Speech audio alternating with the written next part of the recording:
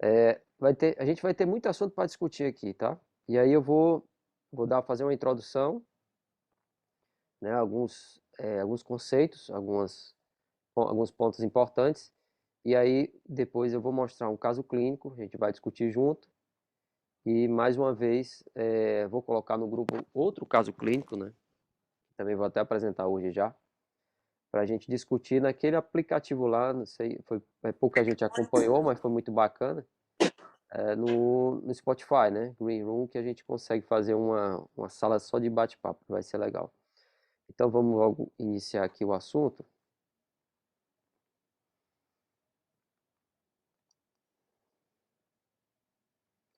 Então, pessoal, o que seria o abdômen agudo? Então, abdômen agudo, a gente pode considerar, só um instante.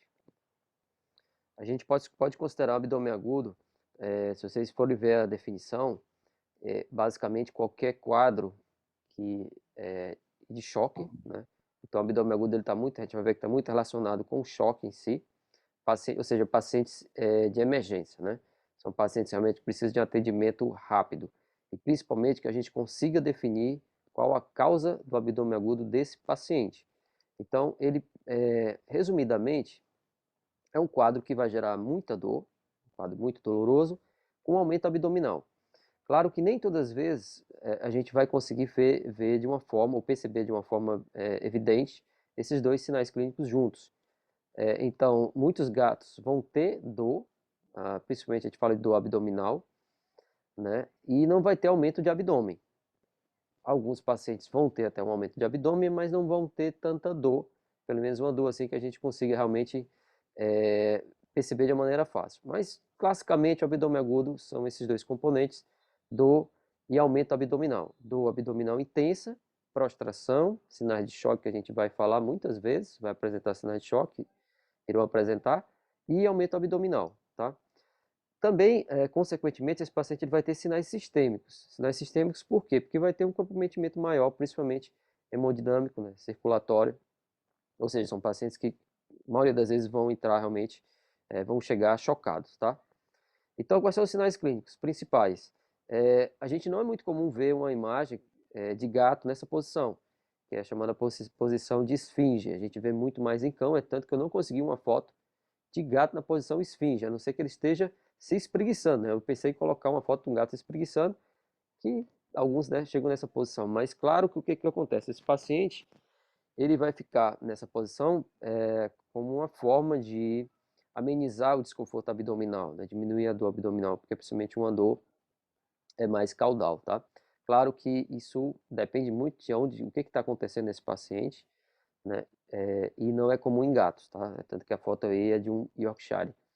Aumento abdominal, como falei para vocês, alguns pacientes vão ter desconforto, outros não, né? Eu já abordei, eu já falei para vocês.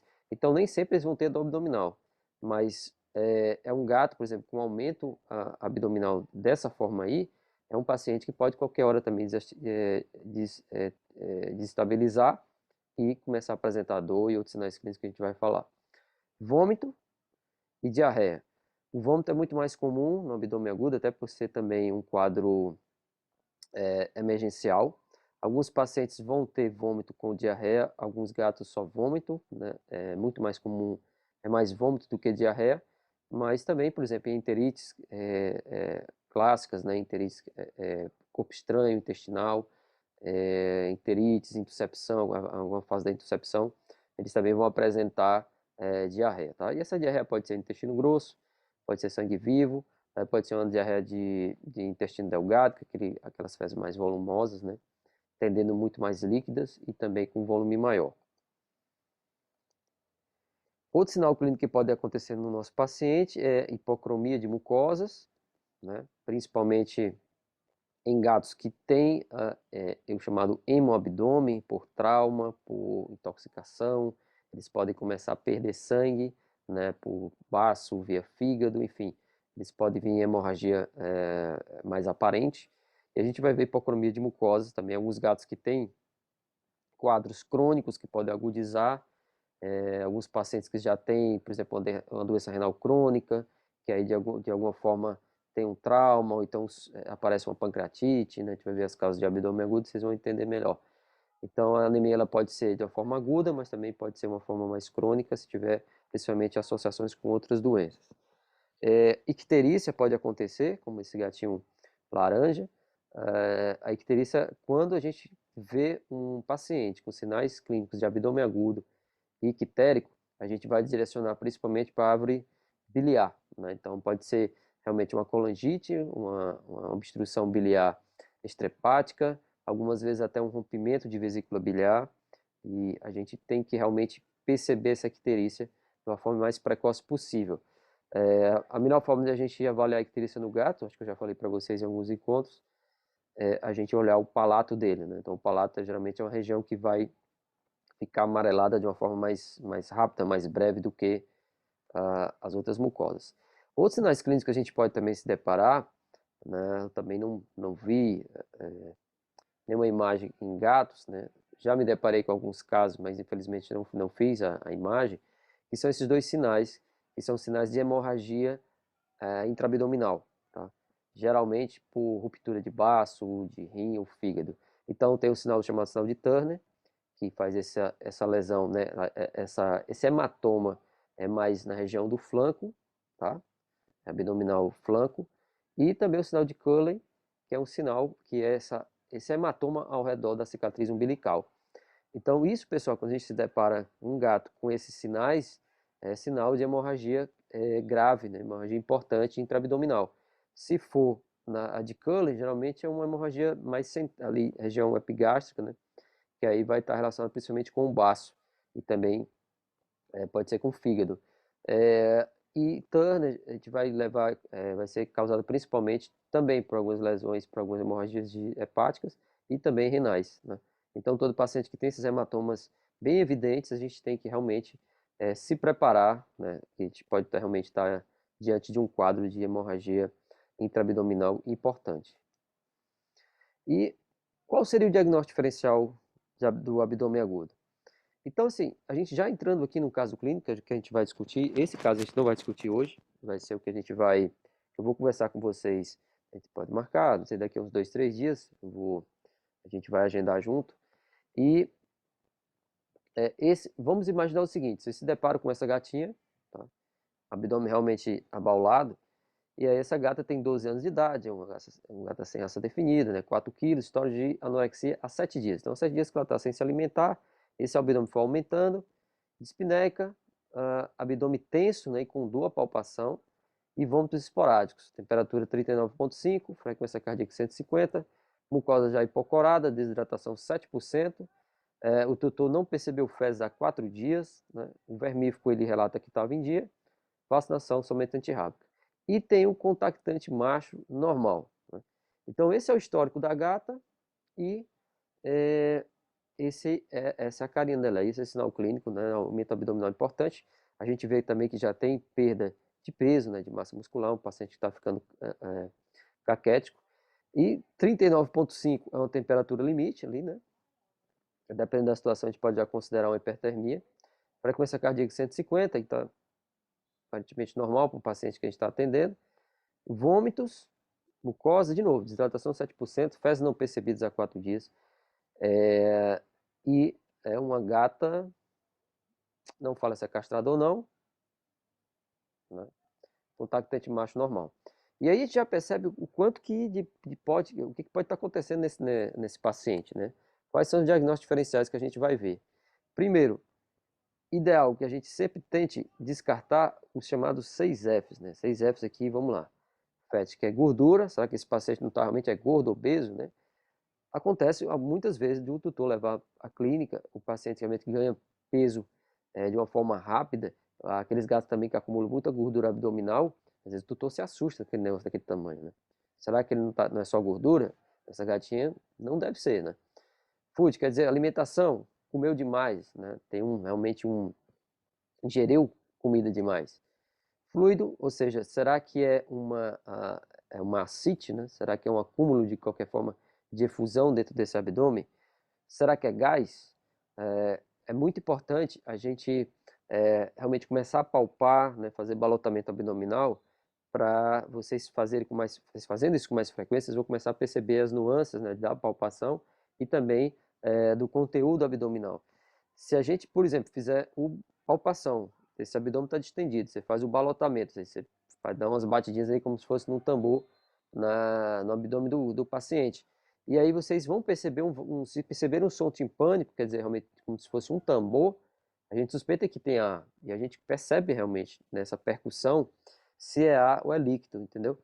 E se for ar, pessoal, sempre a gente vou falar para vocês, é mandatório, se achar que tem ar ou se achar que tem líquido livre, a gente fazer uma punção. Isso é obrigatório. Nessa punção, se a gente puxar ar, então é realmente um sinal muito importante que está fazendo o quê? O pneumoabdômen. O pneumoabdômen, ele se forma principalmente em alguns pós-cirúrgicos, vamos imaginar, o paciente que passou muito tempo numa cirurgia ali, né, com o abdômen aberto, no fechamento você pode, não é comum, mas enfim, você pode acumular ar, ficar preso ali. Mas o que é mais comum e o que é mais grave, realmente o que é grave, é quando tem perfuração de alça intestinal ou estômago. E aí começa a ter uma peritonite ali infecciosa, essas bactérias vão começar a fermentar e vai formar muito ar. Ou seja, ar no abdômen é mandatório que a gente realmente entre com esse paciente no centro cirúrgico. Tá? Outra opção, fezes, ou seja, uma constipação, né, pode ser. E esse paciente pode estar gestante. Às vezes o tutor não sabe se não for castrado, né? Ou seja, pode ser útero ali. Então são os 6 Fs que a gente tem que descartar, tá? Mas o que pode ser nesse paciente? Pode ser uma piometra, pode ser o pneumo peritônico, falei para vocês, que é ar livre dentro do abdômen, pode ser uma peritonite bacteriana, uma peritonite biliar, ou seja, rompeu a vesícula biliar e tem bile livre ali, pode ser uroabdômen, teve um rompimento de bexiga, de ureter, ali pode ser urina, o hemoabdômen, então hemorragias, né, traumas, coagulopatias, intoxicações por rodenticidas, tá? Obstrução intestinal, um paciente que está obstipado, ou seja, ou realmente sem defecar, ou até, no caso da obstrução intestinal, corpo estranho. Né? Pode ser corpo estranho linear, pode ser um corpo estranho, sei lá, um objeto. Então, são as nossas possibilidades. E aí vai ser muito importante para a gente fechar o diagnóstico, a gente primeiro ter um histórico clínico base, né? Uma história clínica, uma anamnese rápida, né, mas que seja eficiente e objetiva. E a gente vai juntar também com sinais clínicos. Por exemplo, a idade é muito importante, então é diferente de receber um filhote com abdômen agudo e receber um paciente já idoso. Os filhotes podem ter mais doenças infecciosas, os filhotes podem ingerir corpo estranho, né? O paciente geriátrico é um paciente que a gente vai pensar muito mais em neoplasia, então isso é fundamental, a gente realmente dividir por idade. Evolução clínica, isso foi rápido, né? Ontem ele estava praticamente normal, hoje já apareceu com abdômen agudo. Então, esses acontecimentos que são muito rápidos, são muito agudos, a gente pode suspeitar o que é de pancreatite, né? De trauma, tá?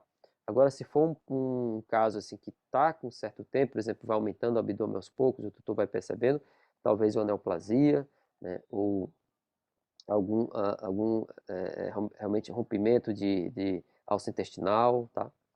Então tem que ser observado. No histórico também é muito importante, não sei se a gente colocou aqui, no histórico é muito importante a gente ver as medicações que esse paciente está tomando, tá? Então as medicações que já foram feitas nesse paciente, principalmente 2, 3 dias atrás, 4 dias atrás. Então a gente sabe que os anti-inflamatórios, se a gente exagerar em determinados pacientes, e algumas classes de anti-inflamatórios que o gato não pode tomar, por exemplo, como o diclofenaco, né, que eu já falei para vocês, ibuprofeno, são anti-inflamatórios que não têm indicação no gato, eles podem causar rompimento, úlcera intestinal, gastrointestinal, rompimento de alça. E aí pode ser o fator que vai desencadear realmente, por exemplo, um pneumotórax, uma peritite infecciosa. Estilo de vida também é muito importante, né? Um paciente, por exemplo, que pode ter acesso à rua, então ele pode ter um trauma, pode vir com trauma. É um paciente que tem mania de pegar corpo estranho, né, de brincar com linhas, né, com fitas. Então é muito importante a gente ver também o estilo de vida do paciente. Palpação e percussão, a gente já vai entrar nos sinais clínicos, é fundamental que a gente se acostume, né, como eu falei para vocês.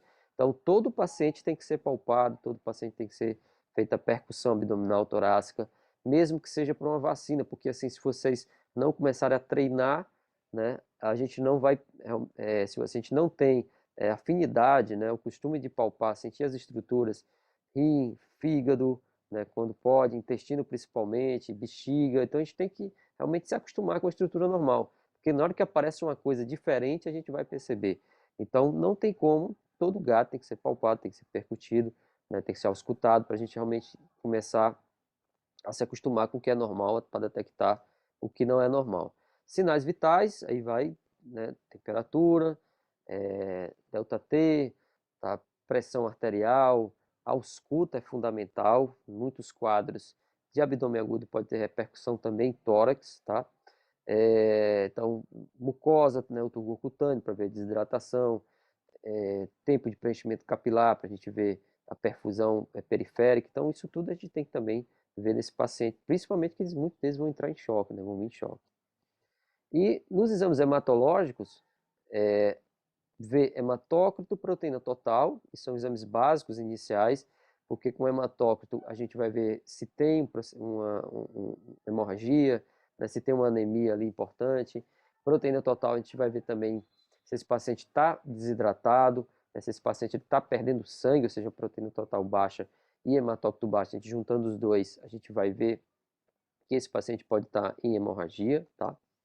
Albumina, principalmente nesses gatos que a gente suspeita, por exemplo, de uma pífia, peritite infecciosa, né, para a gente ver a causa da efusão, pancreatites crônicas, doenças gastrointestinais crônicas que podem baixar essa albumina, doenças hepáticas e, consequentemente, também diminuir a pressão oncótica, né? Se tem pouca albumina nesse paciente, então ele vai perder mais líquido, né, para as cavidades. Então é muito importante também dosar. Creatinina, para a gente ver se tem uma disfunção renal. A gente vai ver que a gente vai utilizar essa creatinina também como hematócrito para a gente comparar, né, com esses valores de líquidos de efusão, né, que eu vou explicar a vocês. Bilirrubina também, principalmente para verificar essa função hepática. Eletrólitos, principalmente potássio. O paciente, por exemplo, que tem rompimento de ureter, de bexiga, né, como os gatos também obstruídos, eles vão ter hipercalemia, ou seja, o potássio ele sobe. Né? Então, o paciente que a gente pega, que tem, vamos imaginar, um paciente com abdômen agudo, acúmulo de líquido abdominal, com potássio alto, então a gente vai suspeitar principalmente de problemas de distúrbios urinários, ou seja, o uroabdômen. Tá? Lactato fundamental, por quê? Porque esse gato ele vai vir muitas vezes em choque. E o lactato ele é um marcador de perfusão. Né? Então, se um gato entra com lactato alto, o prognóstico é pior. E durante o nosso tratamento, esse lactato tem que ir baixando. Então, realmente é um patamar que a gente quer alcançar, né, para a gente acompanhar esse paciente, é baixar o lactato. Então, o lactato também, o paciente entrou, a gente tem que dosar o lactato e repetir mais na frente. Como glicemia, porque a glicemia também é marcador, né, do estado geral do paciente, e alguns gatos que vêm hipoglicêmicos são gatos que têm um prognóstico ruim, né, e muitas vezes já está associado à sepse. Né? A hipoglicemia ela pode te indicar realmente um processo que já está que vai ser mais difícil a gente conseguir reverter. E a gasometria principalmente para a gente ver o equilíbrio ácido básico. A maioria dos pacientes vão vir em acidose metabólica, alguns alcalose metabólica quando obstrução por corpo estranho, principalmente nessa parte cranial, né, de duodeno. Então, seria uma bateria realmente de exames para a gente saber estadiar esse paciente e já tentar chegar ao diagnóstico. Também que a gente utilize o chamado ultrassom rápido, né? Ultrassom que é focado, né? A gente foca o ultrassom em alguns pontos só para a gente perceber se tem líquido livre e principalmente se esse líquido livre tem condição de ser sangue. Então a gente vai usar o FAST abdominal nesses quadrantes aqui, tá? Hepato diafragmático, né? Aqui espênico renal, hepatorrenal e aqui cólon e bexiga. Com o TFAST, que a gente pode utilizar aparelhos menores, aparelhos portáteis, né? Que a gente, por exemplo, esse aparelho portátil a gente vai, ele é muito simples de utilizar, né? E realmente importante que se tenha na internação, porque ele que vai guiar tanto os FASTs, né, que são os ultrassons abdominais, como os ultrassons torácicos, porque ele, basicamente, o objetivo do FAST e o T-FAST é a gente ver se tem líquido livre, ou ar na cavidade, né? E aí a gente vai direcionar naqueles quadrantes que eu mostrei a vocês, porque se tiver, por exemplo, um líquido aqui, né, um líquido hiperecóico, um líquido que está se formando aqui nessa região do abdômen, a área abdominal esquerda, a gente vai suspeitar de rompimento de baço, principalmente, né, ou de rim, se for um pouco mais retroperitoneal. Se tiver muito líquido livre nessa região aqui da bexiga, então a gente vai suspeitar de rompimento de bexiga, sangramento naquela região. Nesse quadrante aqui seria mais fígado, né?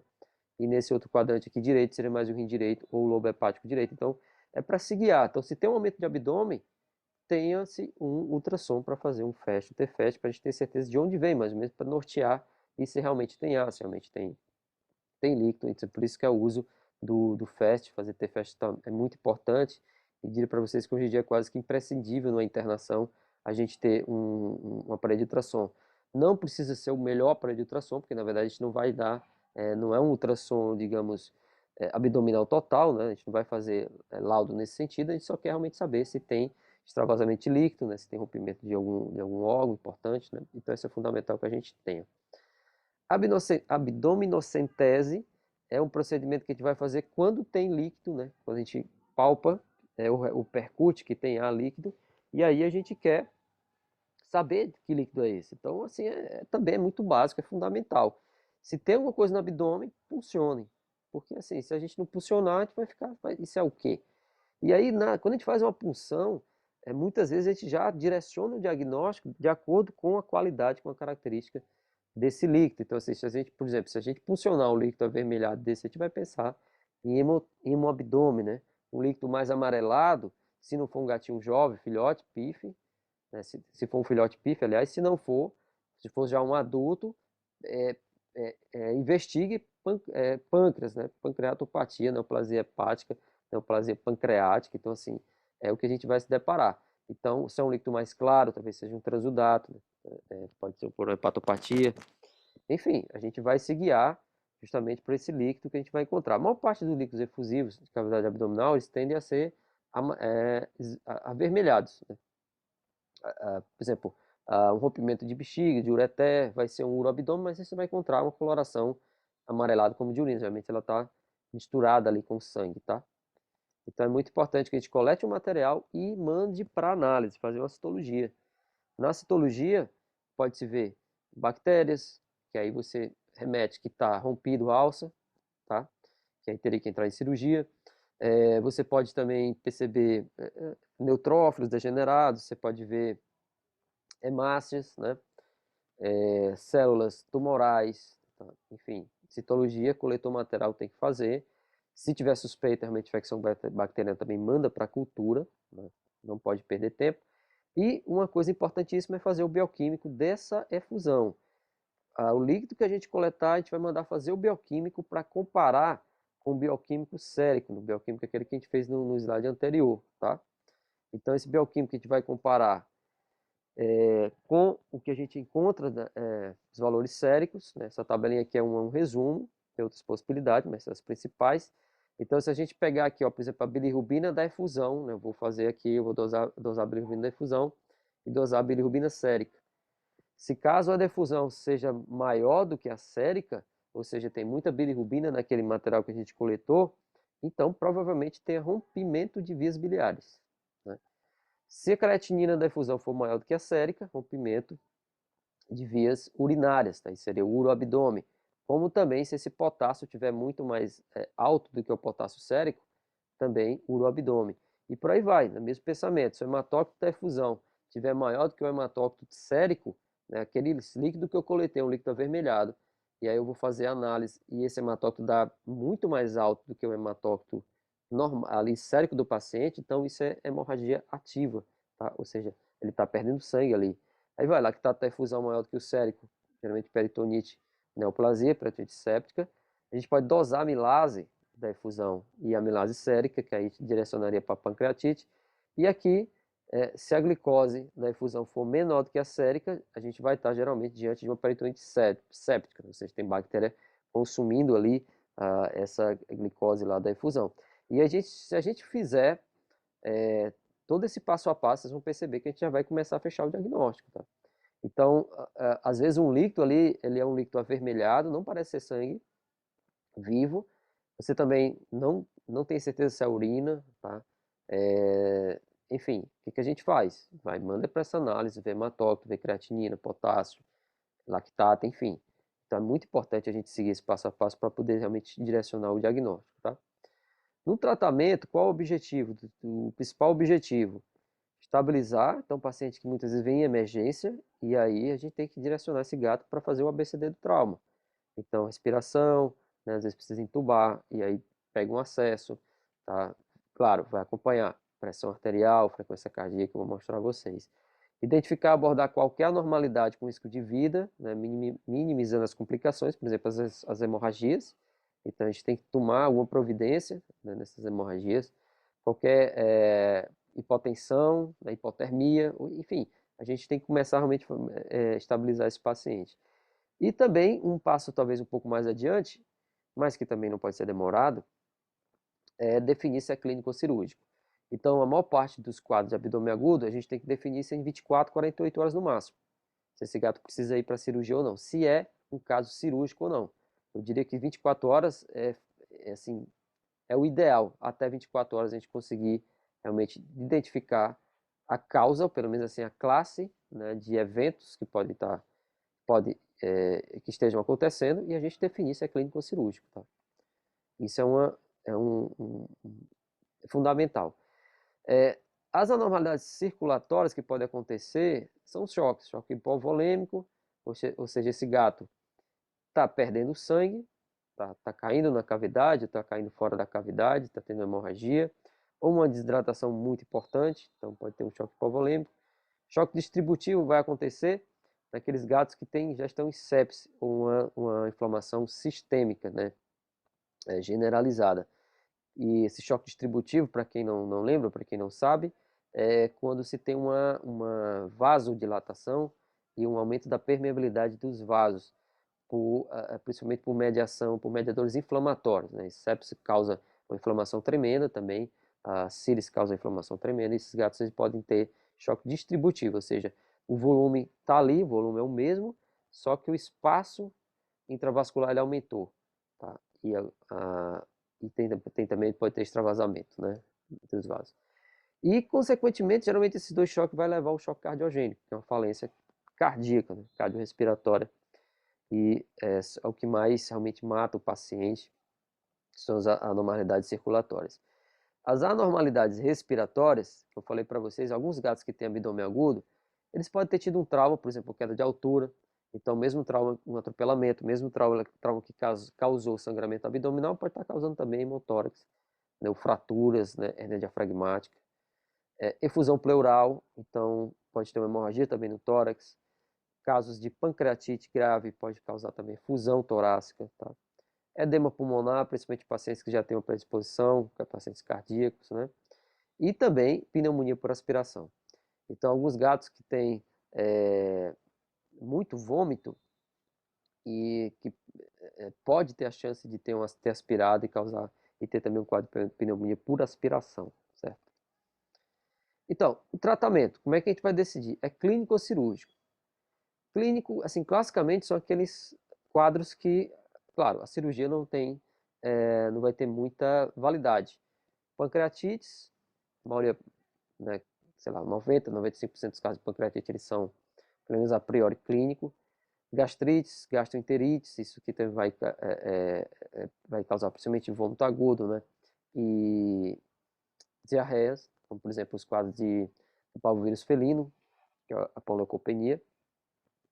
As colangites agudas, colangites neutrofílicas, também geralmente o tratamento ele é clínico. Cirúrgico, que vai hemobdômio, ou seja, sangramento abdominal, uroabdômen, que é urina, peritonite biliar, rompimento de vias biliares, peritonite séptica, que aqui já é bactéria, ou seja, tem infecção bacteriana ali, principalmente de rompimento de alças intestinais, corpo estranho.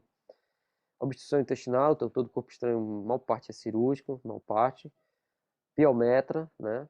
E dilatação vulvogástrica, que é muito rara em gato, mas a literatura cita. E as torções mesentéricas, que estão relacionadas também com intuscepção, né? A torção geralmente é um segmento intestinal que ele dá uma volta em si, em caso de inflamação, caso de obstrução pode acontecer também, tá? Então, e aí você vai decidir se é urgência ou emergência. Essa é uma pergunta que eu vou deixar para vocês. O que seria urgência e emergência e quais quadros cirúrgicos aqui que eu estou colocando vocês acham que tem que passar na frente do outro, ou seja, o que é mais grave nessas possibilidades aí que eu citei para vocês. O que poderia passar na frente, o que tem que ser operado para a cirurgia o mais rápido possível, tá? Eu vou deixar para vocês me responderem. Na estabilização, repor o sangue que esse paciente perdeu ou repor o volume que ele perdeu, seja por vômito, seja por efusão, né? E aí você pode ter que entrar com sangue, oxigênio, fundamental, controle de dor, aqui a gente vai usar muito opioide, que o opioide tem uma ação mais rápida e é seguro, principalmente o paciente que tem, digamos, um quadro, né, de colangite, hepatopatia, vias urinárias. Então, assim, os opioides têm uma ação mais rápida, intensa e são mais seguros, né? Antibióticos, a gente utiliza ou não? Aí vai depender muito do quadro. A gente vai utilizar principalmente nesses rompimentos de alça intestinal, né? Que é a principal indicação. Antieméticos, muito cuidado. Então, o gato que tem abdômen agudo, ele pode estar vomitando. Mas cuidado com o antiemético que vocês vão utilizar, porque ele não pode aumentar o peristaltismo, como, por exemplo, acontece com a metoclopramida, né, que é o velho Plasil. Vocês não podem utilizar no paciente que tem suspeita de corpo estranho. Se é corpo estranho, tenham cuidado com o antiemético. Esse gato está vomitando, mas se você for controlar o vômito com procinéticos, né, que aumenta a motilidade, como metoclopramida, como também a famotidina, vocês têm que ter muito cuidado. Então tem que ter certeza que não é corpo estranho, tá? Na dúvida, utilize o maroptan, que ele não vai ter esse efeito procinético, né? Corticoides. Não é comum a gente utilizar, mas quadros, por exemplo, que a gente suspeite de pancreatite, né? A pancreatite pode, né, melhorar realmente com corticoterapia, ou gato que já tem aquela doença intestinal inflamatória, gato que já tem uma colangite que de qualquer forma agudizou ali. Então, são pacientes que pode ser utilizado o corticoide, tá? Certo? Algumas manobras cirúrgicas que a gente vai ter que fazer nesse paciente. Tem que estar preparado para fazer ali uma celeotomia, por exemplo, um gato que tem hemabdômen, sangramento abdominal. Você tem que estar preparado, um paciente que vai precisar de fazer a celeotomia, né? Ou seja, uma laparotomia exploratória. E aí, se tiver muito sangramento ativo, você tem que fazer um tamponamento com compressa, ou seja, a gente vai colocando, abriu ali o abdômen, tem sangramento, ele não sabe onde é. O que eu vou fazer? Vou começar a encaixar a compressa nos 4 quadrantes, tá? Então, aqueles quadrantes que eu mostrei para vocês mais ou menos ali no ultrassom, a gente vai fazer também para colocar o tamponamento, ou seja, dividir o abdômen ali em 4, né, em 4 quadrados e você colocar a compressa ali, claro, estéreo, para segurar ali. E aí aos poucos eu vou tirando cada compressa, né? O ideal é a gente sempre suspeitar, se for assim, um hemobdômen realmente, uma hemorragia importante, geralmente é fígado ou baço. Então a gente começaria a inspecionar nessas duas áreas, tá? Porque geralmente quando é uma artéria, né, uma coisa maior, não dá tempo, o gato ele já chega realmente morto. Então, se tem um sangramento, geralmente a gente vai investigar fígado e principalmente baço, tá? Isso é muito mais comum. E pode clampear vaso, né? Ou seja, se eu perceber que tem aqui, por exemplo, a artéria hepática está sangrando, então vou ali, vou clampear aquele vaso ali para ganhar tempo. Clampeio, né, com essas pinças que são traumáticas, e a gente começa a jogar várias pinças ali para quando parar, quando a gente conseguir identificar onde está sangrando, a gente vai tirando pinça por pinça para verificar cada vaso, né? Faz o clampeamento, né? Liga e vai tirando pinça por pinça, tá? Uma possibilidade. E não esqueçam da autotransfusão. Alguns pacientes estão com realmente sangramento ativo ali na cavidade abdominal, e aí eu não posso dispensar esse sangue. Por quê? É muito complicado se eu entro com um paciente que já está com hematócrito baixo, e a gente sabe que doador e transfusão em gato não é uma coisa simples, devido à disponibilidade de doadores. Eu não posso, pessoal, jamais pegar esse sangue ali que está na cavidade abdominal e jogar fora, dispensar. Eu vou aspirar aquele sangue e colocar de novo na veia desse paciente. Então, é chamado autotransfusão. É um procedimento relativamente seguro que a gente tem que fazer, tá? Então, muitos pacientes vão morrer de hipovolemia pela hemorragia se a gente não fizer essa autotransfusão, ou se vocês forem ricos ou forem trabalhar na chamada Veterinariolândia, que tem bolsa de sangue de gato, tudo que na hora que você quiser, aí não precisa de autotransfusão, né? Se eu tiver ali 100, 200 ml de sangue de gato ali para fazer a transfusão na cirurgia, então vocês não precisam da autotransfusão, tá? E aí vai, suturas, esplenectomias, lobectomias, é tirar lobo hepático, tirar todo o baço, tirar um rim que está ali estourado por um trauma, né? Suturar bexiga, então são nossas possibilidades. Fazer anastomose intestinal, para tirar corpo estranho, depois pode tirar um segmento intestinal, pode tirar uma neoplasia, enfim, a gente tem que ir preparado para essas manobras cirúrgicas ali, que são de emergência, né? Então, a esplenectomia, ela é comum nesses pacientes que têm hemobidômio, às vezes um rompimento de baço, ou que também é muito comum um rompimento de neoplasia, né, de nódulo aqui de baço neoplásico, e aí sangra barbaridade, né? Então, repetindo, a maior parte dos hemoabdômen em gato, se não for trauma, é baço ou fígado, né? E às vezes é neoplasia mesmo nesses órgãos que acabam estourando, tá? E aí, para finalizar aqui, para a gente começar a conversar, eu vou jogar mais outro caso clínico, tá? Então, prestem atenção, macho castrado 11 anos, histórico de vocalização e excitação. De repente, esse gato começou a gritar mesmo, vocalizar muito alto, né? E como se estivesse com muita dor. E vomitou, começou a vomitar, já ficou com dispneia e muita dor abdominal, quando o tutor pegava, né? E não aceitava, porque se esconder, morder. E ele só, na história, na conversa, ele disse que foi usado inseticida semana passada, ou seja, um inseticida por controle de insetos, né? Claro, inseticida por controle de insetos, de barata, enfim. Tá? Então, um piretroide, ok? E aí, no exame clínico, taquipneia, mucosas hipocoradas, era um paciente gordo, ele tinha 7 quilos, 7 um pouco, né? Então, o paciente realmente muito acima do peso. Pressão arterial média 110, desidratação 5% e a dor abdominal que a gente realmente estava percebendo. E aí, pessoal, se vocês quiserem já ligando o microfone aí, por favor, não vou ficar falando sozinho aqui não, certo? Já começou aqui a brincadeira. Opa. Ah, vou mandar aqui, tá? Esse foi o primeiro exame que foi feito dele, tá? Esse gato, ele chegou no domingo. Então, assim, o laboratório não estava funcionando e a gente tinha os exames de emergência. Olha, veja o hematócrito desse gato, hematócrito 4%. Né? Então, realmente uma anemia grave, né? Gravíssima. Leucócito está baixo também. Lactato tem 4,5, a média de lactato normal do gato é 2,2 mais ou menos, tá? E aí, pressão arterial 110, tá? Pressão arterial 110, lactato 0,5. Então aí, o que vocês podem suspeitar desse quadro aí? O que pode estar acontecendo nesse paciente? Seria um hemabdômen, professor? Tem possibilidade de ser, né? O hematócrito está bem baixo. E a gente puxar um pouquinho aqui o histórico. Hipocromia, pressão arterial 110, é uma pressão que ainda está considerada boa, né? E dor abdominal, principalmente pelo também uma condição que parece ser muito aguda, né? Certo? Então é uma possibilidade. Agora também a gente não pode ter certeza se essa anemia não já estava aí, né? Um paciente que foi realmente ficando, cronificando a anemia. O que vocês já acham que, assim, de imediato está faltando aqui para a gente ter certeza se é hemorragia ou não? A proteína total? Sim. Então, com a proteína total, geralmente, essa proteína total também na hemorragia, ela cai junto com o hematócrito, né? Às vezes o hematócrito ele fica ali ainda limite, a hemorragia já está, a proteína total já está caindo, né? Então, se a gente fizer essa comparação, a gente vai, se a proteína total está muito baixa, então provavelmente você realmente esteja perdendo sangue, tá?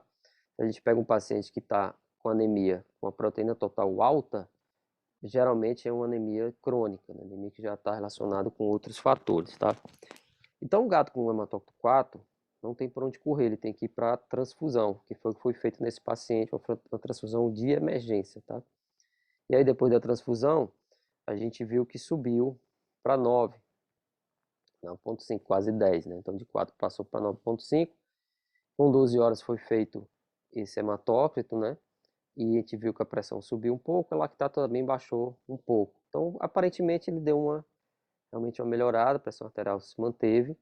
Só que com 24 horas, olha o que foi que aconteceu. 24 horas da transfusão, ele baixou o hematócrito para 6, tá? Para 6, pressão arterial caiu, o lactato subiu, a gente começaram a perceber edema de membro posterior.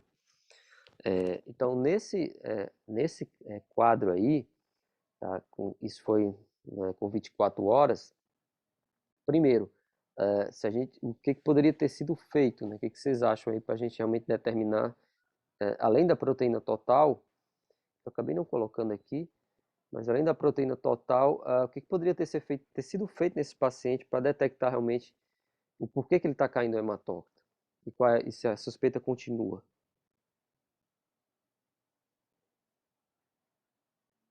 O que vocês acham?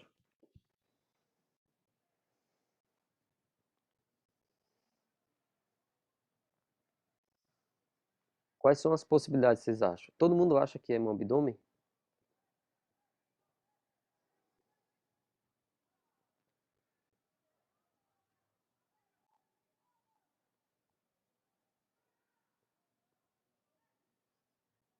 A Flavinha falou aqui no chat que poderia ser intoxicação. Sim. Pode ser um quadro de intoxicação, né, porque tem esse histórico de envenenamento. Agora, geralmente os fármacos, né, os venenos que causam sangramento, eles são aqueles rodenticidas, né? Aqueles já para controle de ratos. Mas, por exemplo, uma doença que possa causar uma anemia hemolítica, né? Ou uma intoxicação que possa causar uma anemia hemolítica. Mas aí não seria tão agudo, né? O que é fundamental que tem que se fazer nesse caso é a gente tentar coletar algum material de difusão, como eu falei para vocês. E aí utilizaria primeiro um ultrassom, né, que é o T-FAST, para ver se tinha líquido livre ou não. Mas se você não tem um T-FAST, você faz a punção. Na dúvida, faça uma punção, porque na punção você vai realmente coletar um líquido que você vai conseguir analisar, né? Nesse paciente,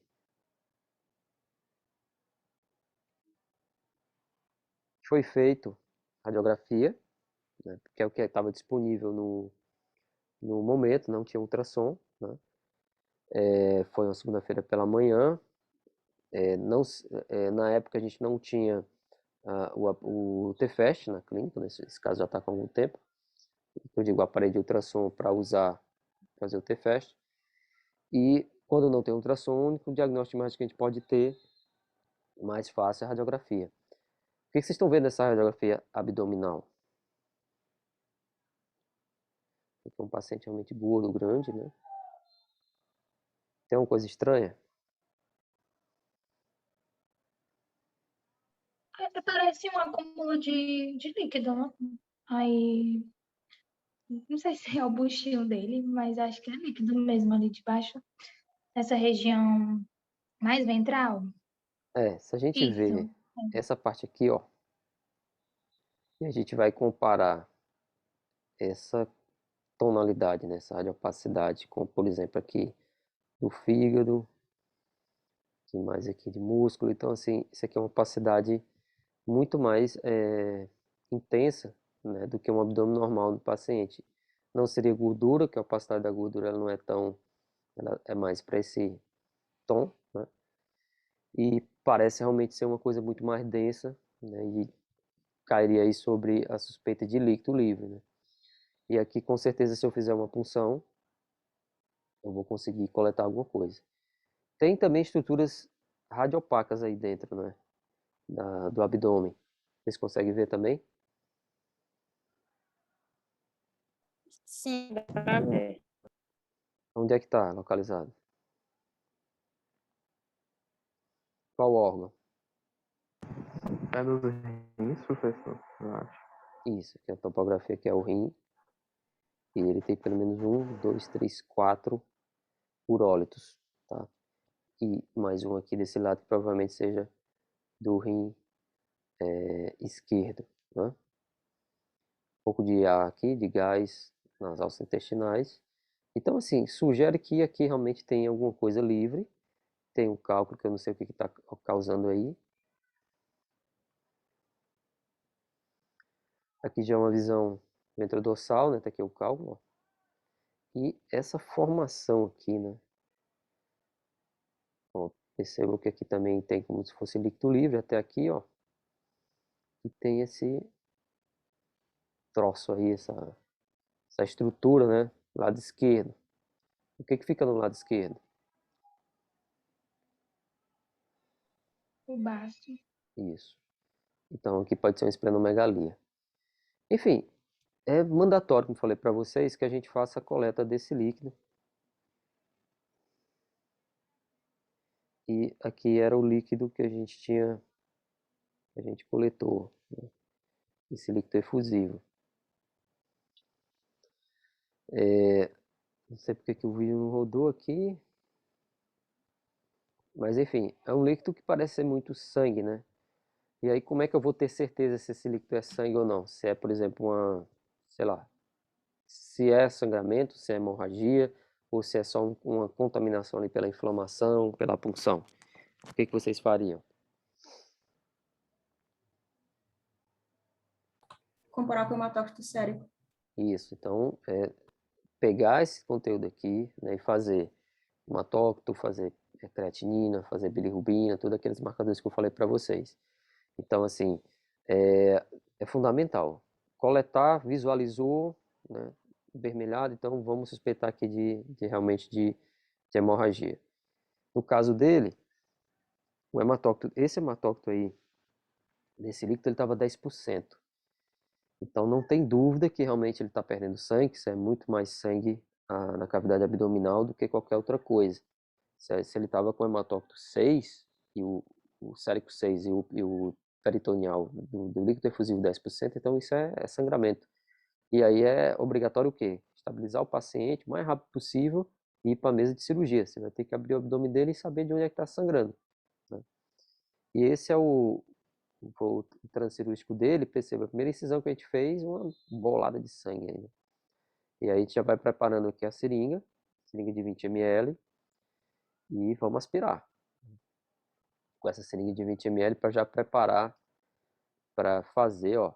Então a gente coletando e a pessoa já infundindo por via intravenosa, né, no acesso que já está feito ali para ele receber esse sangue. Então isso é que a gente vai manter a pressão arterial desse paciente, porque vocês imaginam o seguinte, tem uma hemorragia ativa aí. Eu vou tirando esse sangue, tirando e vai encher de novo. Até eu conseguir resolver e ir no foco, né, e controlar essa hemorragia, ele vai continuar a perder. Então não tem como dispensar esse sangue. É voltar de novo. Eu acho que vocês perguntaram no grupo, né? Não coagula, não. Esse sangue aí, ele não foi ativado, né? Não tem ativação de plaqueta, que ele está ali solto na cavidade abdominal. Então eu vou pegar e já fazer, não preciso colocar anticoagulante na seringa, ele não vai coagular, e eu já retiro e coloco direto. Contaminação tem seus riscos, mas assim, você não quer perder o paciente com hipovolemia por hemorragia. Infecção, depois você pode controlar, tá? Ou pelo menos assim, o que é mais grave seria hipovolemia, seria ele morrer por perda por hemorragia. Agora, a contaminação não é fácil acontecer, porque você ali tá tudo estéril, né? E a não ser que tenha rompimento de alça intestinal. Aí sim, tem uma contraindicação de fazer autotransfusão, certo? Se tiver rompimento, tiver uma peritonite já infecciosa, então assim. Mas se a gente for pensar um bocadinho mais, esse paciente ele já está em sepse, né? Então, claro, o problema é que você vai ter chance de colocar corpo estranho dentro do espaço intravascular. Então, esse é o maior problema, tá? Que eu vejo, né? E, enfim, retirar, remover o sangue. E nele, justamente, era aquele baço, né? Olha como é que era o baço dele. Então, esse gato, ele tinha, não é como em gato, mas ele tinha um hemangiosarcoma, tá? Que isso é muito mais comum em cão, mas qualquer outra neoplasia de baço pode causar esse rompimento desses nódulos e aí é sangue, não para. Você tem que realmente fazer a esplenectomia total, tá? Certo? Alguma dúvida?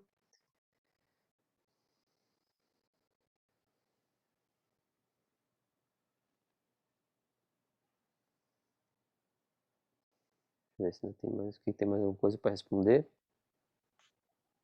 Flávia perguntou no grupo, no chat, se tinha algum decúbito específico para fazer a coleta da efusão.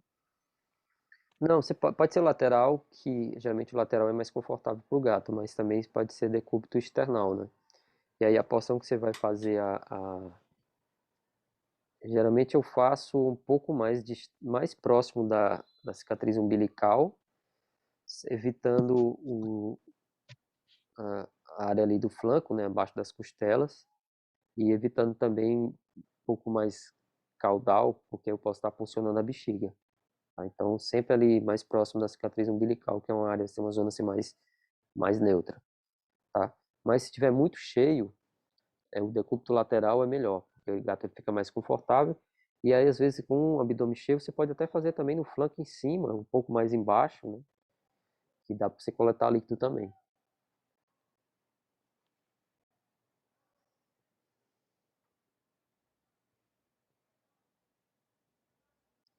Nada, Flávia.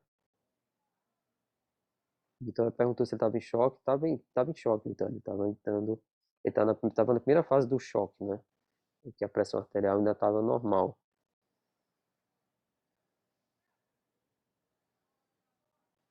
Pessoal, não esqueça de assinar a presença, tá? Então, é isso. Aí o que a gente vai fazer? Eu vou colocar aquele caso clínico.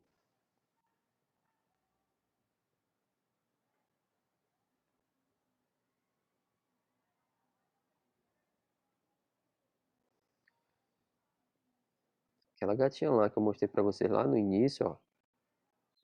Eu vou mandar do grupo, só para vocês não esquecerem o que aconteceu com ela. E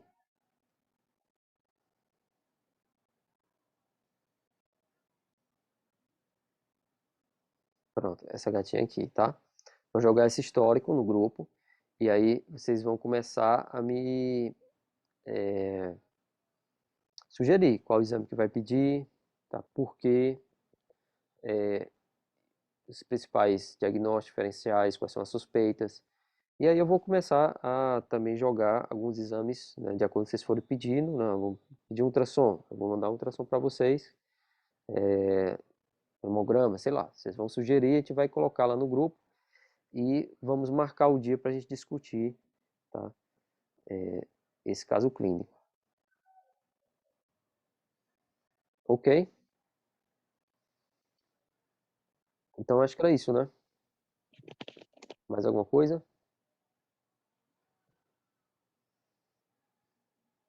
Então pronto. Boa noite a todos. Não esqueça de dar uma olhadinha lá no nosso canal, certo? Tem uma série de vídeos nova, né? Que a gente vai começar a demonstrar de uma maneira diferente, né? Os principais diagnósticos diferenciais das principais afecções, tá? Então é isso, pessoal. Até a próxima. A gente vai conversando no grupo. Então, muito obrigado. Boa noite para todos, tá? Boa